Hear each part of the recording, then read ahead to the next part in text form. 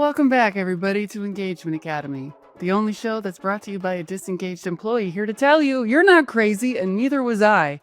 The way we work is busted, and certain certifications don't give you great training, but that's neither here nor there. Now we have this. We have Engagement Academy, filling in the gaps of your HR certification.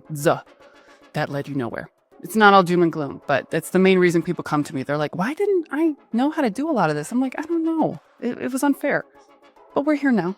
Before we start today's episode, really quick, if you've been following me for a while now, I had some voluntary turnover of my own. Our cat Rosie ran away on Christmas. She's gone.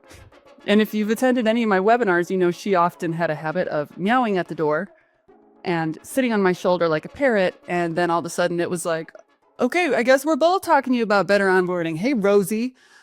A bunch of people keep saying like, oh, my cat ran away and was back 2 weeks later. And I'm like, she's been gone a month and a half, 2 months. She's gone. Other people will be like, oh, well, sometimes cats will go away for a year and come back. And I'm like, listen, she better have a wizard's cape and a beard and a staff and be like, let me tell you of the tiny government I was running off in the woods right in front of the house the whole time. I'm grieving that we are down one cat, but we have DJ Catnip still. He just naps in the chair next to me. He just is a little more camera shy. So that's my voluntary turnover.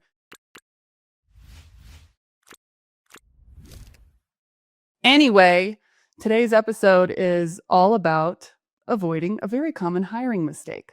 How often do we hear this story?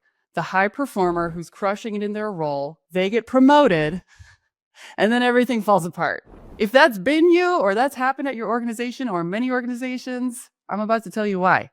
Because they're stressed, the team is struggling, and everyone who has to interact with that team is like, what's going on with them? And the company starts wondering, where did we go wrong with this promotion?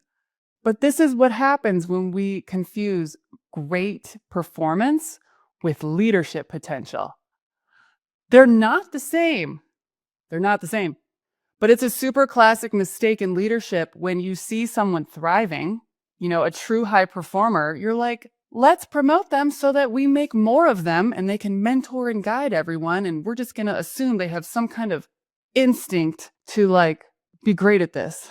Promoting your best performer might feel like a natural next step to their great performance, but it almost always backfires because what makes them excel in their current role, whether it's sales or they're the solutions architect or the lead developer, or they're like the number one fastest person in your manufacturing warehouse, doesn't matter. This applies to frontlines too. Just because they're the best at what they do doesn't mean that they're ready or even want to lead. So when you're deciding to promote someone or a manager leaves and it's like, let's get the next best person, the person who's the best at it, ask yourself, is this really what this person's built for? Is this what they want? To get clear on this, I want to talk to you about the concept of rockstars and superstars.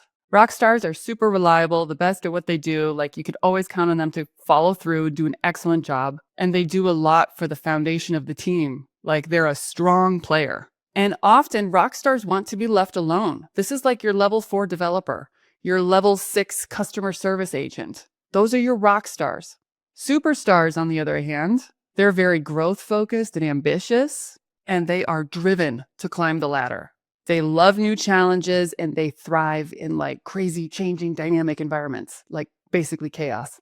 And they're more suited for leadership roles and tend to lead to innovation. But in order to be someone who's great at that, you got to have really good soft skills, which means really strong communication skills against everyone on your team. You need to have good presentation skills. You need to basically be able to win people's respect and trust the right way. Those are your superstars. Those are people who are like, I want to lead people, and one day I want to be the head honcho at this company or be running my own company. Like I have aspirations. And it's not that your rock stars don't have aspirations. If anything, they're kind of living in their best life as the best at what they do. But you might confuse them.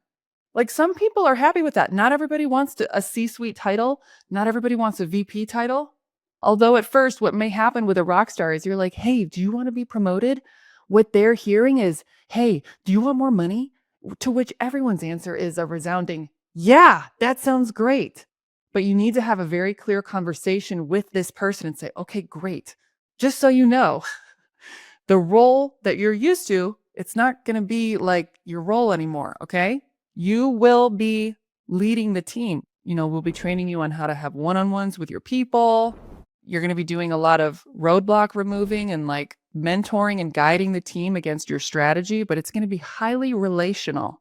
Do you want that? Because you're going to be a little bit further away from the individual contributor work in that they'll probably just come to you when they have problems or questions, but we got to keep you from getting in the weeds and doing it. We need a people leader. Because a lot of people would hear that and be like, oh, nope, just kidding, never mind. That's a bad idea. Because they'll either miss the work that they love doing, or they're like, I cannot imagine being everyone's therapist on the team. And no, that sounds terrible. Nope, I don't want more money. I want to be left alone and to keep my life the way it is. But it's really important for everyone who is basing this decision off performance, whether it's the CEO who's like, just hire Jeff, just promote Jeff, or the CMO who's like, oh, our director just quit because I'm a psychopath. Let's just promote the one person who's like the super people pleaser achiever. Promote Christie. Maybe I'm pulling from my real life because I'll get to boss her around and I know she doesn't have the chops to deal with me. That was earlier career. I learned a lot from that woman. So you have to manage the executive's expectations of like, hold on, we need to ask if this is even in the career aspirations of this person. We need to figure out what they want to do with their career before we set them up to be stressed out, the employees to feel lost and like they don't have a leader, and for like the company to lose money on this decision. Because even if it's your marketing team and your marketing team and your sales team, those departments bring in money that you can directly attribute or say, hey, they make the company money in these ways. We got the campaigns, we got the closed deals, whatever. There are other departments too, like your customer success team or your operations team or your IT team. Even though they're not directly making the company money, every department is a revenue driving department because they do things to make the company function. So you'll still cost the company money if the new head of IT with a 30-person team and like 5 sites, if you promote the high performer and all of a sudden they're managing 30 people, that whole team's going to spin out of control eventually. It always does. And you'll have to either fire them or they'll quit. A bunch of other people will quit in the process. Like, this stinks. I hate working on this team. This person doesn't really know what they're doing. And employees can sniff that out. We can sniff it out when a manager is not equipped. And depending on what part of our career we're in, we're either grateful because we don't know what we're doing either, and we can get ruinous empathy from this person, or we do know what we're doing and we're going to like do things behind the scenes and manipulate and control to get things exactly the way we want it because we know they don't know what they're doing. And it just causes everything to be like weird.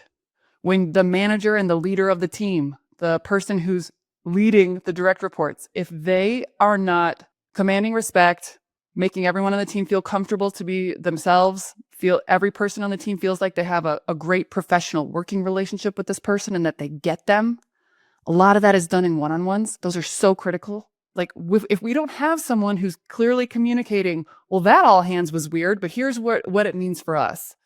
Or, hey, I have a question about my goals. This doesn't make sense. And have the employees not feel scared of this person or like the person's equipped with an answer.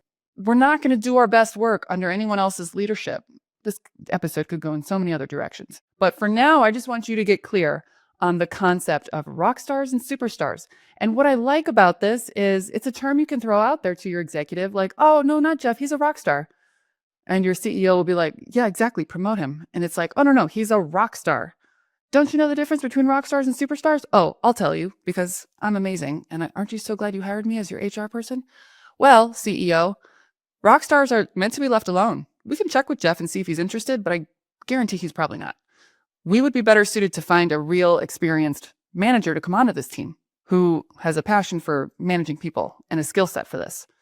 So that's a superstar. That's someone we would want to bring in who is like change management focused, optimization, growth mindset. Let's go. But I'll check with Jeff and see if he's interested. Maybe I'm wrong. If Jeff is interested in a long-term management career, then maybe this is a great chance for us to invest in him. Do you see? Like, it's a quick way to be like, hold on. Mispromoting someone who's not meant for the management role, placing them into a leadership role will create burnout, frustration, and disengagement for them and their whole team, all those direct reports. I promise you. Remember that some people don't want to climb the ladder. They like to be the best at what they do. They don't want to get a big old humble piece of humble pie and go try to be a manager. Like, oops, this sucks. Now I'm embarrassed because these people know me because I just got promoted and I'm like totally flopping this whole experience. So have that discussion. Like, do you want this in your career? And it's okay if you don't. Don't take it for the money. Let's have a conversation about salary bands if that's the case. Make sure your managers existing are having career path discussions to where if there's a promotion opportunity, it is clear. Like, oh, Jesse's ready for a promotion. Jesse has a growth mindset. Jesse's on my team. We're promoting Jesse to the team lead. You know, that kind of stuff. Your managers should know who the promotion should be as the company grows. And if your rock star is about to leave and they're like, no, I want the money though. They may have either outgrown your organization or maybe there can be a salary increase or a bonus, or maybe you need to implement some kind of peer recognition program just as like a baseline. That's not going to fix money, but like maybe there's like a recognition problem happening where people don't feel important. People don't feel like their good work is seen and heard. And this person is like, yes, someone see me, promote me. But you're definitely going to have a mix of rock stars and superstars on every team. So if we're talking direct reports, you're going to have different kinds of people. You're going to have both. The superstars are kind of in incubation. They're like training for their next chance. And the rock stars are like, oh my God, I'm just like putting my roots in and let's go. I want to grow. I want to be excellent and the best at what I do. Too many superstars on a team can lead to instability and a ton of competition. Too many rock stars on a team can be like, nothing's ever optimized. We are just doing stupid things very quickly because we're all excellent. But like, it shouldn't take 17 steps to log a new deal in Salesforce. So promotions should be about alignment, not assumption. When you get this right, you're not just filling a need and a role at your company, you're building a stronger team that's much more likely to be engaged, productive, collaborative, and stay at your organization because turnover is expensive. If you liked this conversation, you can talk to me and all your new smart HR friends in Engagement Academy, the community, but take your time. Come in when you're ready. I will always give you this free podcast, but the sooner you join the community, the sooner we can talk one-on-one and you can talk to all of us in office hours and take my course. For now, thanks for listening. Thanks for watching. Thanks for being you. This disengaged employee loves you because I finally get it. Your job is bananas, crazy, loco, ridiculous on some days, weeks, or lifetimes. I finally get it, and I'm really excited to continue to fill in the gaps for you as best I can. Keep sending me your questions, following me on LinkedIn and everywhere else. I'm doing it all for you, and I will see you next week.